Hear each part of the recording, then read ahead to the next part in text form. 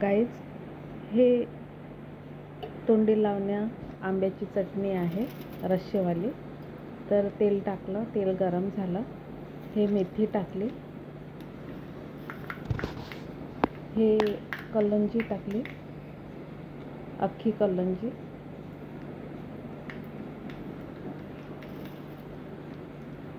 मोहरी आहे पकडवाली. आता हे तेल जास्त तापलं म्हणून खाली उतरवलं. मिरची टाकली वाळलेली, कढीपत्ता भरपूर टाकला.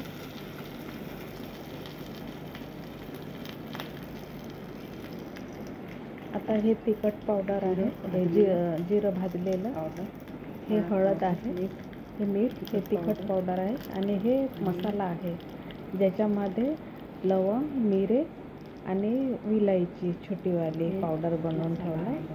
हे मसाला त्याच्यात मिरे आहे, विलायची आहे. तर हा मसाला मी गोड लोणच्यासाठी वापरते, तोच घेतलेला आहे.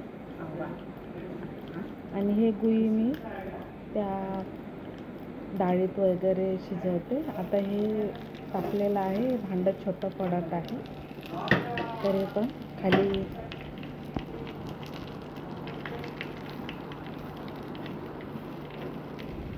थोडं मला भाजकं बनवायचं आहे. मिरची भाजणार मी त्याच्यात, फिरवलं नाही. आणि हे जास्त झालं थोडं, एका आंब्याचं आहे, गावठी आंबा. वरून टाकलेलं आहे पावडर फॉर्ममध्ये असलेलं सगळं, तेलात टाकलेलं नाही आहे. मीठ टाकलेलं आहे.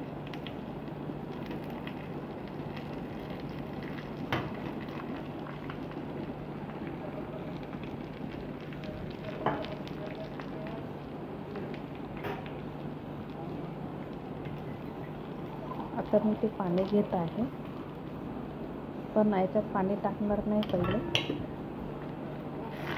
आता याला थोडं फिरवणार, थोडं वाफेवर थोडं गरम झालं पाहिजे, बस एवढं.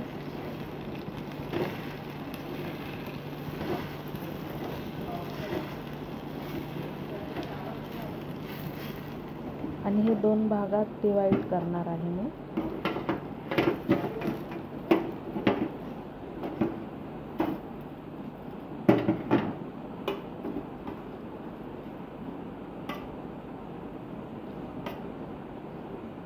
थोडंसं याच्यातलं काढून पेस्ट बनवणार आहे. काही लोकांना पेस्ट आवडते, काही लोकांना त्याच्याचा रस्सा आवडतो, म्हणून मी 2 भागात त्याला थोडी मिक्सरमध्ये पेस्ट पाणी टाकून पेस्ट करणार आहे. त्याला बॉईल करते, अशी जळलेली थोडी छान लागते चवीला. एक पेस्टसाठी ठेवली आणि एक त्याच्यात शिजवण्यासाठी. आता हे एवढं पाणी टाकून शिजवत आहे. आणि हे असं चटणी फॉर्ममध्ये दिलेलं आहे, रस्सेवाली चटणी आंब्याची. पोळीसोबत असंही छान लागते. आता सोबत ही तोंडी लावणी आहे, आंब्याची तोंडी लावणी. अशा पद्धतीने केली. चण्याची